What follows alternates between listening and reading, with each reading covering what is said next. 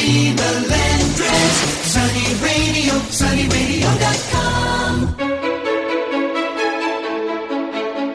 Hello, it's Sonny Melendrez, and yes, welcome to the positive side of the radio spectrum. You found it, the Sonny Melendrez Show, where every week we strive to bring you entertainment and inspiration through storytelling, fascinating guests, exclusive celebrity interviews, and it's all delivered with lots of enthusiasm. Now, I can't wait for you to meet my guest this week, Dr. Harry Croft. He'll be talking about how to deal with your fear of public speaking.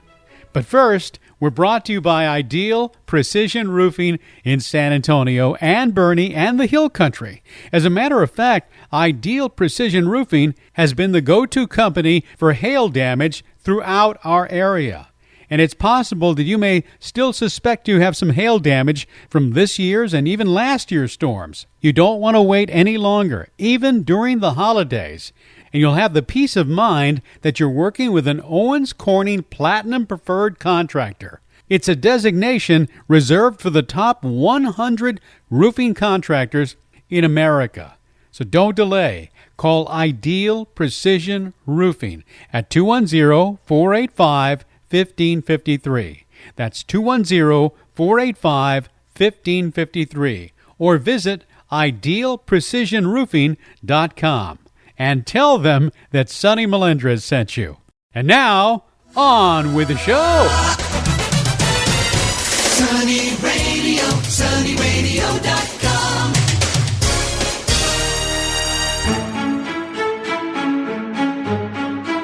Harry Croft is a medical doctor and an expert in the field of PTSD, post-traumatic stress disorder. Having treated over 7,000 veterans, he is considered by many to be one of the world's leading authorities on PTSD.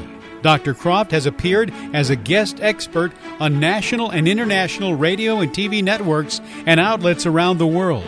As a highly sought-after keynote speaker, Dr. Croft has presented to thousands of audiences in all 50 states and 7 foreign countries.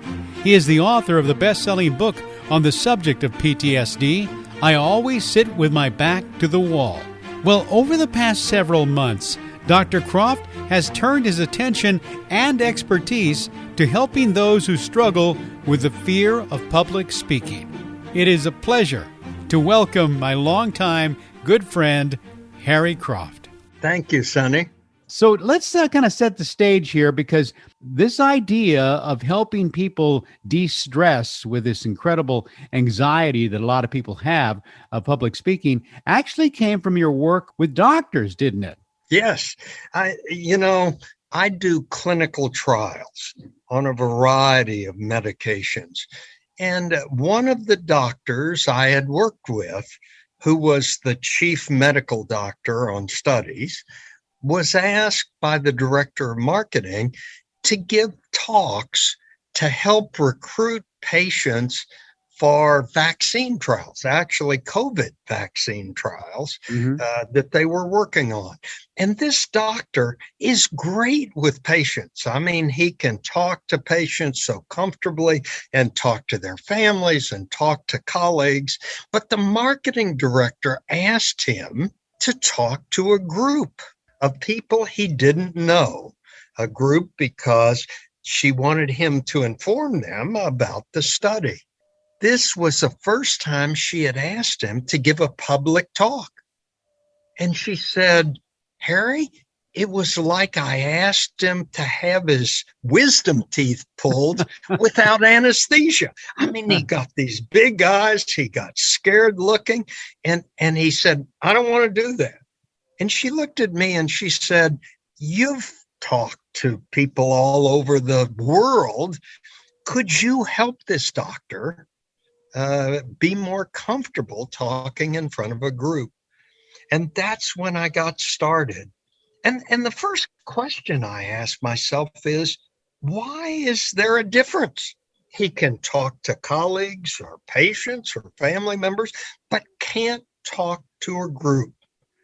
And that's when I realized the concept he was using in his mind of talking to a group was very different and very frightening to him Mm. compared to talking one-on-one to just patients he was seeing.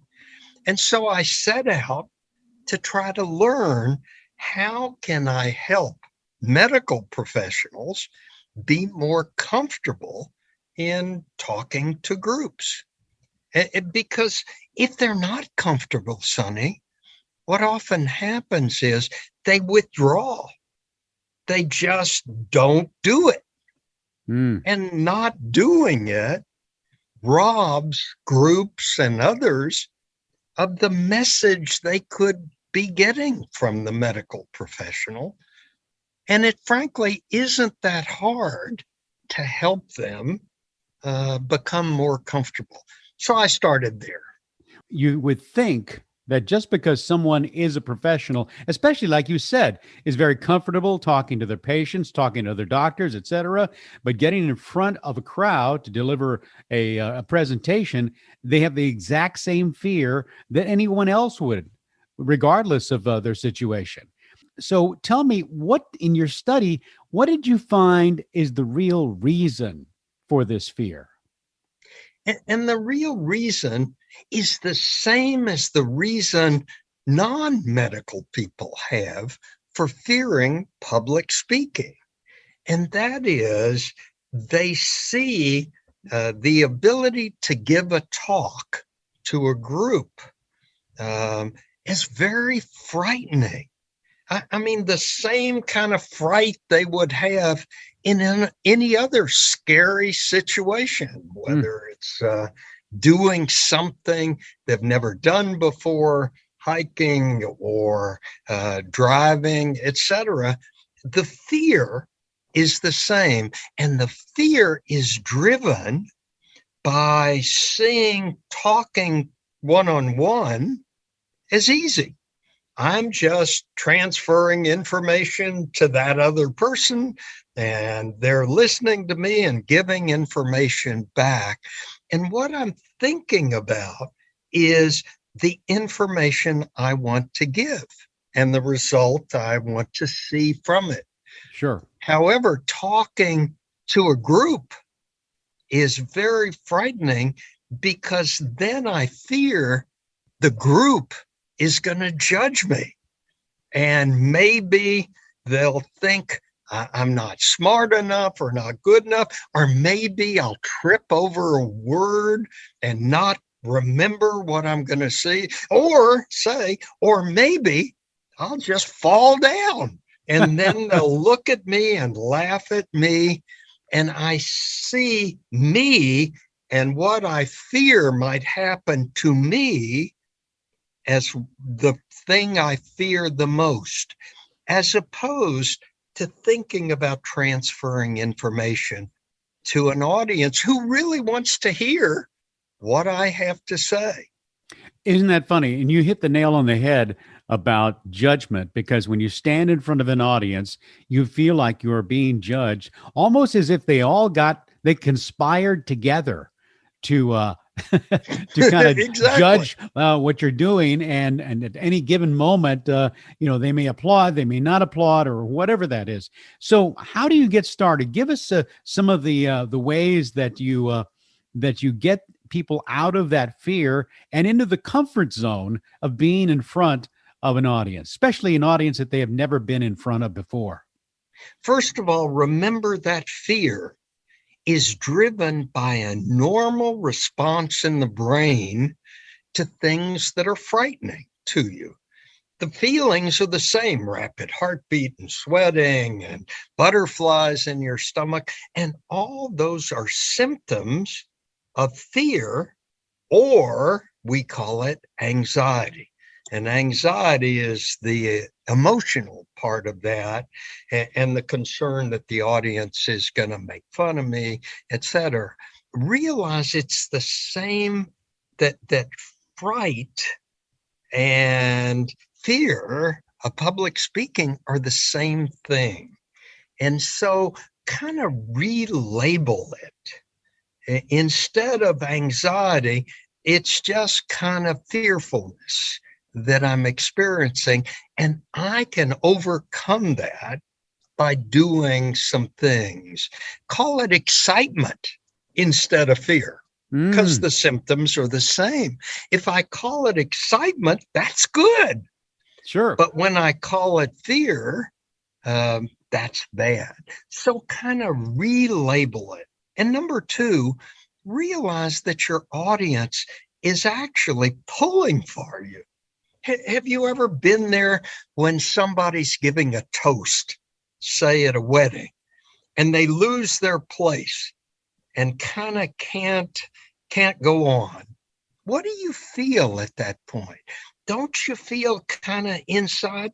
You're pulling for them. Come on, you can do it. You can finish. And most audiences are for you, not against you. And sometimes the fear actually results from when you were a kid. The teacher called on you and you stood up and you stumbled on words and so forth, and the kids laughed at you. That was then. But you carry that fear on into adulthood, and that prevents you from doing your best. And as a result, Sonny, what happens to people? Well, they avoid doing it. If it's so painful to talk in front of a group, well, duh, your brain says, don't do that. Why do you keep putting yourself up for that? Well, so they avoid it. And avoiding it doesn't make it better. It actually makes it worse, because your brain thinks, oh, this is terrible stuff. And the more you avoid it, the more anxious you become next time. So step number two is you got to get back on the horse. Instead of avoiding transferring your message and your thoughts and what you have to give, kind of force yourself to do it. And you can do it starting in little groups. It doesn't have to be a big audience on a stage. It can be just talking to a group of people. So don't allow yourself to withdraw. I know you're very familiar with a group called Toastmasters. Exactly, yes. And Toastmasters is an organization where you go and you give your talk, and it's structured the way it works, not your talk, but the way it works. And you know what? At the end of your talk, you get applause. Yeah. Even if you're not so good, you still get an encouragement, positive rather than negative feedback. So doing those things can help as well. And then learning anxiety management techniques like how to breathe. I mean, gosh, we all breathe. But when you're anxious, you don't breathe very deeply. You breathe very shallowly. And so you don't get quite enough oxygen. You learn how to be open with yourself instead of closed. When you're nervous, you're clenching your fist and you're stiff and your hands are close to you. Those are anxiety management techniques that you can learn to do and get back on that horse, because it's important for you in the long run. Otherwise, it may well get in the way.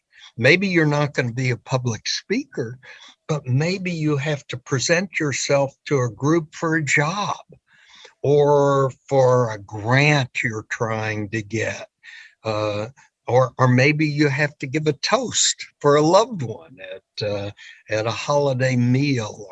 And if you can get over that fear of public speaking, which, by the way, has a name, it's called glossophobia. Really? And it's so common. It ranks up there. If you ask people and survey them, what's your biggest fear? In the top 5 will always be fear of public speaking. And it ranks up there with fear of spiders and snakes and drowning and electrocution. I mean, it's strong fear. Don't allow that to take over. Learn techniques to manage the anxiety. I think the most brilliant thing you said is the renaming of fear and anxiety to excitement. And wouldn't you say it's kind of like overcoming different fears that we have, like maybe the fear of swimming when you don't know how to swim? Exactly. And then once you do, you love it. And that excitement, I've given talks like you have all over the world, over 1,000 groups. But you know what? When I get ready to go on stage, I experience that kind of trembling and worrying and so forth. But then, like you said, when I get up on stage and get past the first line I give, Yeah.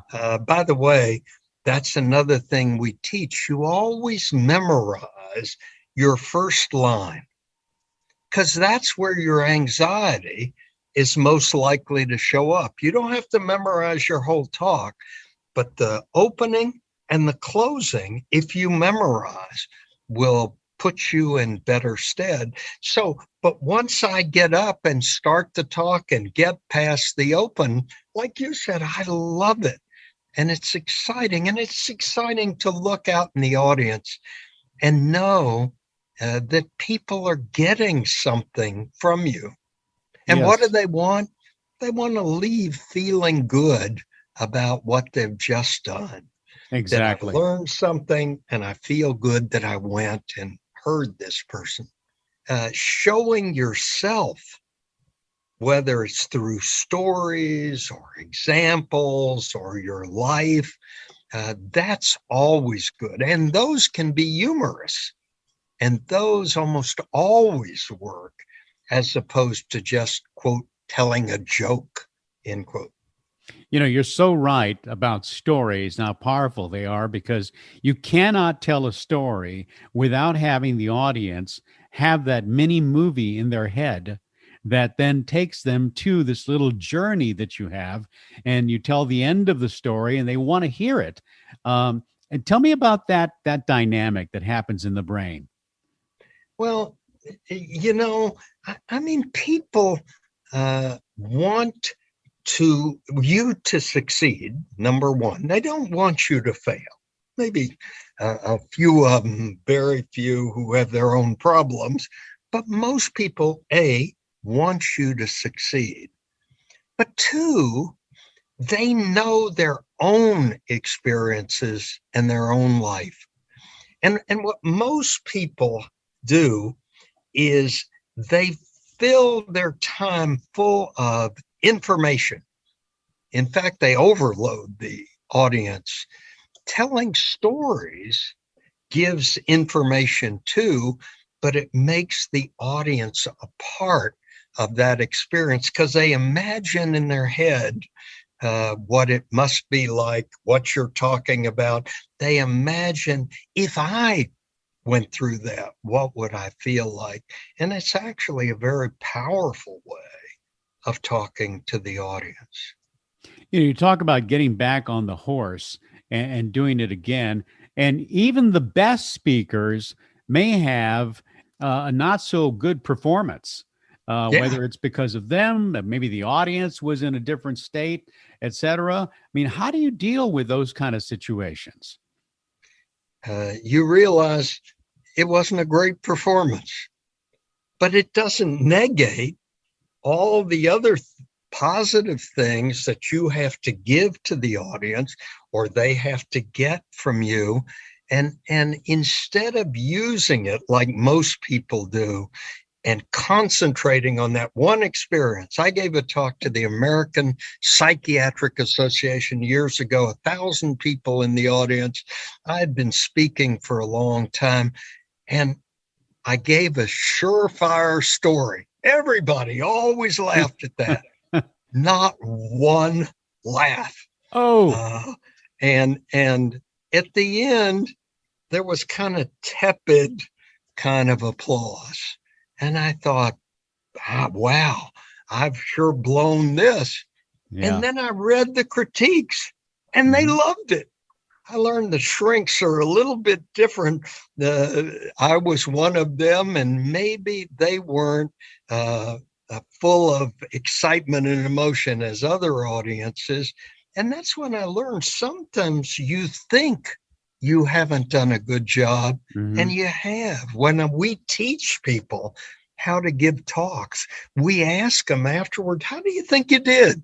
On a scale of 0 to 10, where 10 is best, I think I did a 3. And then we ask the audience, how did they do? Oh, they did a 9. Because sometimes, remember, the audience doesn't see what's going on inside your head. Right. You're saying to yourself, I didn't do that right. I'm flubbed up on a word. They don't know. And they think you're doing fine. And so you learn from your past experiences, whether they're positive or not as positive as you wanted. I often listen to my talks afterwards just to see how they sound. Sure. But you can learn from your experiences. Do you think that once you do all these things and continue to do those things, you will kind of build your memory of success begins to build as you go along, and then you can go back to those successes and use that to encourage yourself? You're so right on, Sonny. We teach people 5 things. Understand what your fright is, rename it to excitement, avoid keeping yourself from going back and doing it, learning how to practice your talk, learning how to deliver the talk more effectively. And the last thing is what you just said, learn from your prior experiences. If you only did one thing right, focus on that one thing instead of the one thing you didn't do right, and then rehearse and tell yourself next time it's going to be even better.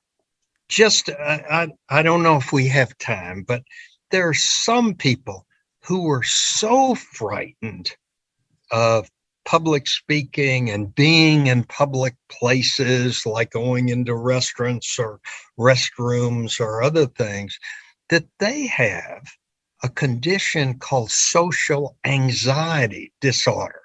We call it SAD. And some people are so anxious because of their SAD that they can't even give the first talk. And for those people, I want to just say there are treatments, both psychological treatments and medical treatments. And I even heard that there's a new medication in development. It's not available yet, but it may be, to really help with that kind of anxiety. I wish it were available now. It's not, but it's hopefully not very far away. But the point is that there are things that most everybody can do, even those with the worst of the worst of the worst anxiety can perhaps be helped. Stay tuned. Well, I want to say that every time I listen to you, it's like I'm in a classroom and I'm taking notes and just making note of everything that you say. And I love the fact that you are such a teacher, Harry, and you always have been, and you're such a giver. And just like what you said about taking content, something that you want to deliver to your audience, that's what you do every time you speak, especially right now. Now, where can somebody find out more about this, and also maybe want to book you for a conference in the future? Oh, thank you. Bless you for that. My website, Sonny, is drcroft.com, drcroft.com. And if they'll go to the website, there's all kind of information there, but there's also a way to get in touch with me for more information, or like you said, to book me if they would like me to come to their organization to teach. Exactly. And then you can judge him while he's up on stage. Harry, thank you so much again for not only being a friend, but also for everything that you've done for so many people throughout the years. And I congratulate you on your great success. Thank you so much. And I'm glad to have you as a friend as well. I appreciate it. Well, there's my visit with my good friend Harry Croft. You'll find more about Dr. Croft, including his website, contact information, and link to his book by visiting sunnyradio.com/show. That's sunnyradio.com/show. And don't forget to subscribe to my podcast so you don't miss a single episode. Until next time, I'm Sonny Melendrez. And yes, even those of us who are professional speakers still get butterflies. But now, they fly in formation. Bye-bye.